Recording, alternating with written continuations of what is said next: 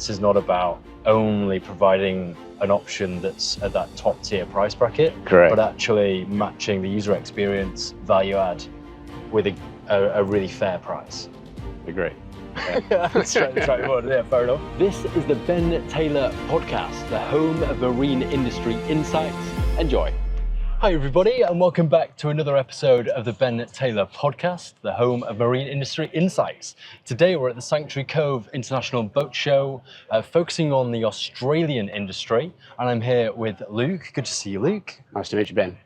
So this is really about ePropulsion's expansion into the Australian market. So can you give us some context about who you are, what the organization's about, and what's kind of happened? Sure. I'm the CEO at Power Equipment, and we're one of, if not the largest independent engine distributors in Australia. So we represent premium brands such as Yanmar, John Deere, Smart Gyro, and we're obviously pretty excited to add ePropulsion to the fold. Yeah. We've also got some other premium brands in PSS and Gory that pair well with some of our other product offering. Yeah. So I've got to ask, why ePropulsion? There's other brands out there. Electric motors for boats is not kind of there's plenty of options. Sure. So why ePropulsion? Why does that? Look, I think there's probably a number of key things for us. One is their clear commitment to innovation. Yeah. The other is the commitment to product quality, and I guess that is at a very, very high tier, and that's why we were prepared to take the brand on and put it alongside the other premium brands that we represent. And probably the third one is the value for money proposition.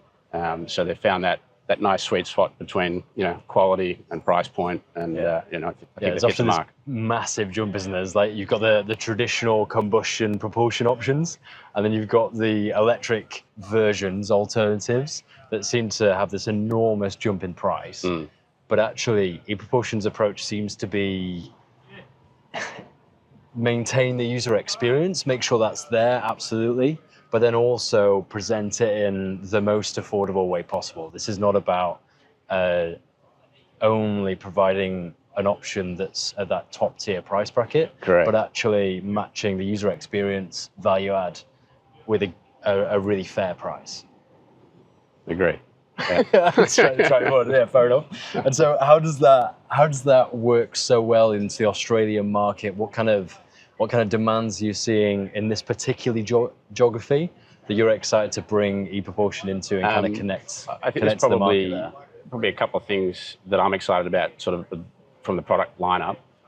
One is the new E-Lite series, and I think they've sort of almost created a new market segment, and some of the, I guess, features and benefits of that product, is a real standout for us. Yeah. So I think the Spirit will still be a really good volume point for them, and it's obviously a good segment and balance of power outputs that users are looking for. But that E-Lite and how it's offered is pretty special.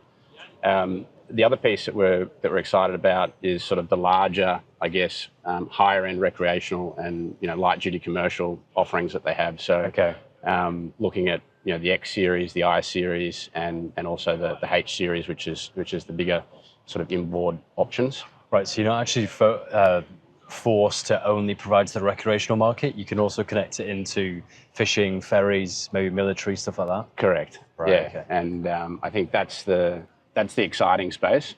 Obviously the small stuff, we're very focused on and we're very interested in. But our business, has been involved in the marine industry for the last 35 years. And, a big part of that business is the commercial space for us. So I guess bringing the two together, I think will be a nice pairing, because we've had, I guess, a lot of interest and demand for whether it be a hybrid solution or a full electric solution. We're seeing more and more of that coming together. Yeah, and it's not, at this point, as far as I understand, there's not really the regulatory push on electrification in the Australian market? No, but at the very least, you kind of want to be ready for that. Correct. I think we're somewhat of the anomaly, in the global scene, where we are lacking regulation front in that regard. But what's been pleasing is we have seen demand, and we've seen that demand continuing to increase. So I think some people, there is a desire just to go green, but I don't think that's necessarily the primary driver in our market. So it's more about some of the features and benefits that you get from going electric. So if we're looking at the recreational space, we don't have any more pull starts and smoky engines. Sorry guys, we're just filming here. Oh, I beg your pardon. That's all right. Good. Right, I'll just ask that last question again. So we just covered the regulation, and going on to I've got the next question. You ready? Okay. And so do you find that? Right, we'll go. So. Sometimes you can't out. You can do your best, but just smile and laugh. So, do you find a lot of the recreational market in Australia? Do you find Australian boaters particularly keen for electrification? Is there quite a lot of resistance there? What's the general feeling from the boaters? I think with there not being that sort of regulatory government push, it is quite different. And while there's some boaters that want to choose to go green, I don't think that's necessarily the primary driver for a lot of people. It's more around the features and the benefits of the product. Yeah. So I think that's the way it should be as well. There's a lot of hype around electrification, of course, but actually, I've been on board boats with ePropulsion units on, and the user experience of leaving the dock in complete silence, and even the controls, and just like the whole thing is actually. It's a nicer experience. Correct, and that's what people are looking for. Yeah, that's the value. That's what's going to continue. Sometimes it's just the simplicity of it. Get rid of the pull start. You're not manhandling a bigger unit on and off the boat. Yeah. ePropulsion, especially with the E-Light's a great example, where the transom bracket stays on, and the unit simply clips off. It's lightweight, easy to store. Doesn't need to be held vertically somewhere in the bottom of the boat. You can put it in any orientation, and it's happy. So yeah. And so strategically, this strategy of growth from ePropulsion is really interesting. Going down the distribution partner route, how does that provide so much value, I suppose, from a boater's perspective, as well as from the brand's development perspective, and I suppose entering a new market in Australia? Yeah, I think there's probably a couple of key things there. Obviously, it's one thing to have a good product, but all products have issues or problems from time to time, and you need to be able to support it. Yeah. And I think that's where power equipment will add a lot of value to ePropulsion and to the experience for users in Australia. Because we have a dedicated after sales and engineering team, and we also have what I would describe as a world-class spare parts automated storage system.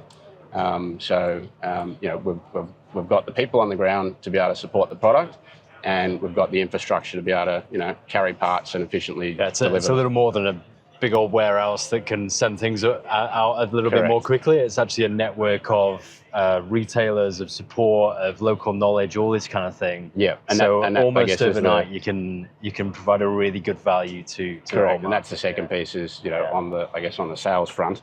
We do have a very large established dealer network, and likewise we have our own branch network supporting the dealers behind that with regional sales reps. So for us, head office is in Melbourne. We then have a branch in New South Wales, a branch up here in Coomera, another one in Western Australia, and then we also have a branch in New Zealand as well. Right. And so in terms of growing this market now, are you partnering with OEMs? Do you go to retailers, just direct to boat owners, or what's the probably a combination of all of the above in some form. Yeah. With OEMs, yes, we'll go and partner with them and deal direct. Yeah. Interesting in Australia, probably the key market is the repower. Then we're looking at OEMs, and then government boats, which might be new builds, might be repowers. So probably in that order, we've seen all of those things take a little bit of time, a little bit of relationship growth first. Correct. Yeah. Okay. And what do you hope happens? So over the next few years, what's the kind of target? What's the expectation? Obviously there's a desire to sell volume. And that's good for us, good for ePropulsion. But I guess that's not the only metric that we're looking at in terms of what does success look like for us here in Australia. So that's one metric. But what we're wanting to see is, I guess, that push into the larger kilowatt or horsepower segment, into some of the light duty commercial vessels or high end recreational vessels, and I guess I'd like to see more applications and I guess a more diverse field of applications. Yeah, this is interesting because it's not about like kind of the next sale. It's this bigger vision of like there's more of almost a culture out here of considering electric propulsion, considering ePropulsion in different contexts, so that it's not just small day boats going for it, but also looking at the bigger stuff, the commercial sector, and that's broader applications. That's where while we're excited about the small stuff, the big stuff we're excited about too. Because we feel that there are a lot of applications now where it makes commercial sense, and for me that's kind of that's my sales. That's the key bit.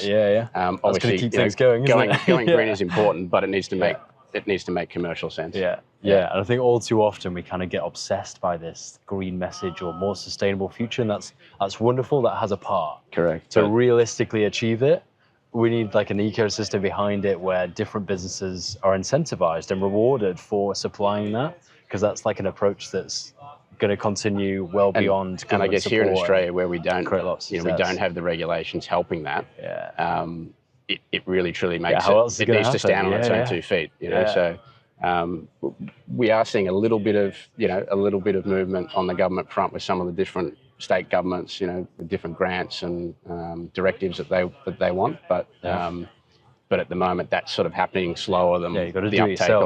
on the commercial get in there, side. create partnerships just like this and make it happen. Anything else we need to mention? Any key points you want to get in? Look, I think probably just understanding that now's the time really. Make the switch. There's lots of examples out there now. So if you're perhaps sitting on the fence a little bit and thinking is my application suitable, then reach out, get in touch, and we've got a big team there ready to take the inquiry and work with you on a project to understand do we have a product that that suits the application. I'd also add to that, like, go and experience it.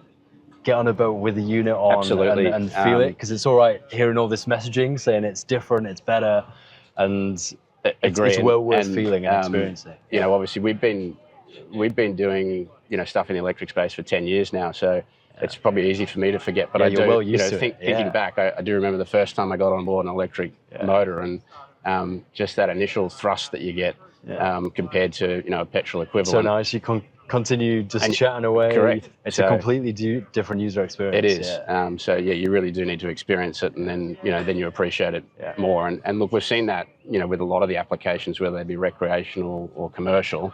I was just visiting a customer yesterday, and their feedback was, wow, like we knew it would be quiet, but we didn't appreciate. Yeah, but fair enough. This is good. So that was really good to see that feedback. Okay, Luke, thank you so much for coming on the podcast. Thank you for your insights. Nice to meet you. Everything you're doing for the industry. Everybody, if you enjoy content like this, make sure you're following here to see plenty more of it. All being well, I'll see you again next time. Bye for now. Thank you for listening to another episode of the Ben Taylor Podcast, the home of marine industry insights. We'll see you again very soon. Bye for now.